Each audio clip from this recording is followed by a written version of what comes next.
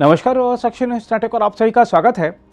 कांग्रेस के पूर्व अध्यक्ष राहुल गांधी जब इस साल लंदन गए थे तब उन्होंने वहां जो विवादित बातें कही थी उनमें एक विवादित बात यह भी थी कि भारत एक राष्ट्र नहीं बल्कि राज्यों का संघ है।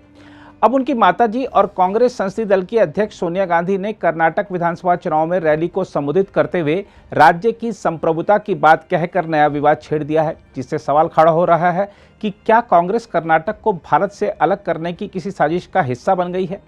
इससे पहले कि हम इस पूरे विवाद का विस्तृत घटनाक्रम आपको बताएं, उससे पहले आपको याद दिलाना चाहेंगे कि साल 2018 के कर्नाटक विधानसभा चुनाव से पहले कांग्रेस सरकार के तत्कालीन मुख्यमंत्री सिद्धारमैया ने कर्नाटक के एक नए राज्य ध्वज के डिजाइन को मंजूरी दी थी और इसका एक प्रस्ताव केंद्र के पास भेजा था।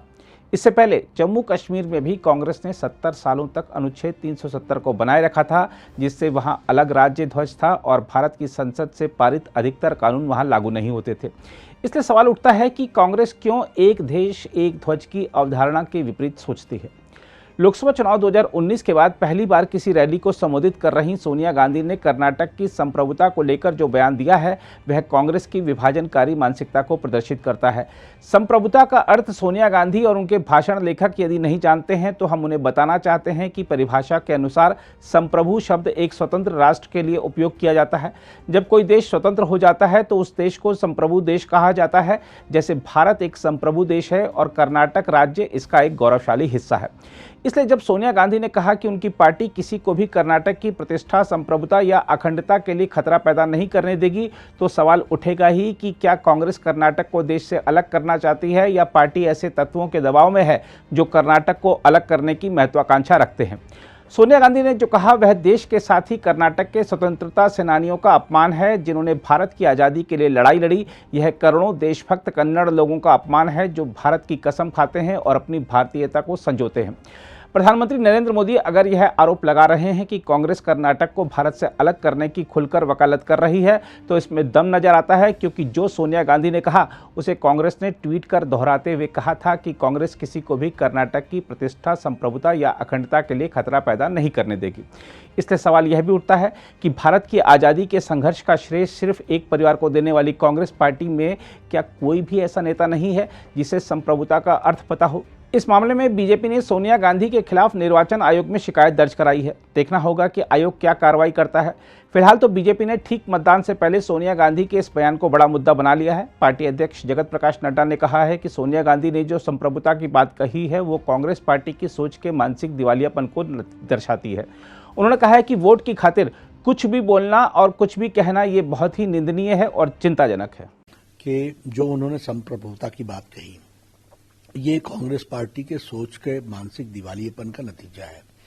वोट की खातिर कुछ भी बोलना और कुछ भी कहना यह बहुत ही निंदनीय है और चिंताजनक भी है।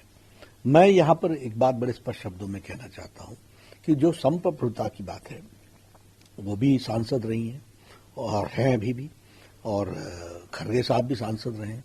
हम क्या शपथ लेते हैं कि हम we owe our allegiance to the constitution of India and we shall uphold the integrity and sovereignty and integrity of the country, ये कहते हैं हम।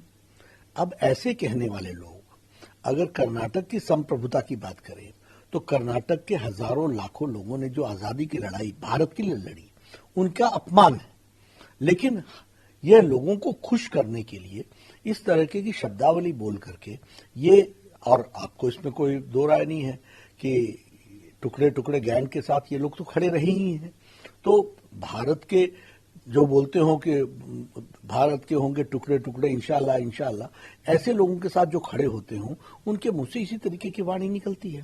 वहीं केंद्रीय सूचना और प्रसारण मंत्री अनुराग ठाकुर ने आरोप लगाया है कि कांग्रेस संसदीय पार्टी की प्रमुख सोनिया गांधी की कर्नाटक की संप्रभुता संबंधी टिप्पणी कांग्रेस की भारत को विभाजित करने की गहरी साजिश का खुलासा करती है। अनुराग ठाकुर ने ट्वीट किया, सोनिया गांधी जी, कर्नाटक की संप्रभुता का उल्लेख करके आपने भारत को विभाजित करने की कांग्रेस की गहरी साजिश को उजागर किया है। उन्होंने दावा किया ना तो सोनिया गांधी जी और ना ही उनकी पार्टी ने भारत को एक राष्ट्र के रूप में स्वीकार किया। कन्नड़ लोग कांग्रेस के खेल को विफल कर देंगे।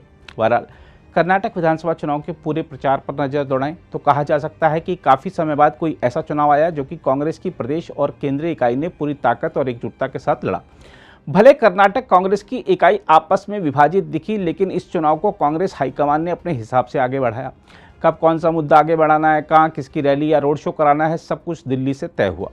कर्नाटक कांग्रेस में मुख्यमंत्री पद के दावेदारों डीके शिवकुमार और सिद्धारमैया ने स्थानीय स्तर पर चुनावी राजनीति की कमान संभाली, लेकिन जैसे ही चुनाव प्रचार में प्रधानमंत्री नरेंद्र मोदी की एंट्री हुई, वैसे ही एक तरफा नजर आने वाला यह चुनाव कांटे की टक्कर में तब्दील हो गया। नरेंद्र मोदी ने 18 रैलियां और रोड शो तथा अमित शाह ने 33 रैलियां और रोड शो करके अपनी पार्टी की स्थिति को बहुत बेहतर बना दिया। यह देख कांग्रेस को समझ नहीं आया कि क्या करें, इसलिए उसने विभाजनकारी चीज़ों को आगे बढ़ाना शुरू किया। पहले कांग्रेस ने अपने घोषणा पत्र में वादा कर दिया कि वह बजरंग दल जैसे संगठनों पर प्रतिबंध लगाएगी, मुस्लिमों के लिए 4% आरक्षण की व्यवस्था को बहाल करेगी और आरक्षण की कुल सीमा को 75% तक लेकर जाएगी। इसको लेकर बवाल अभी थमा भी नहीं था कि सोनिया गांधी भी प्रचार में पहुंच गईं और वो बात कह दी जो कि कोई भी स्वाभिमानी राष्ट्र स्वीकार नहीं करेगा। अगर आप भी लेना चाहते हैं देश दुनिया की तमाम जानकारी तो आज ही सब्सक्राइब करें हमारे चैनल को। साथ ही नीचे दिए बेल आइकन को जरूर दबाएं ताकि हर अपडेट आप तक पहुंच सके।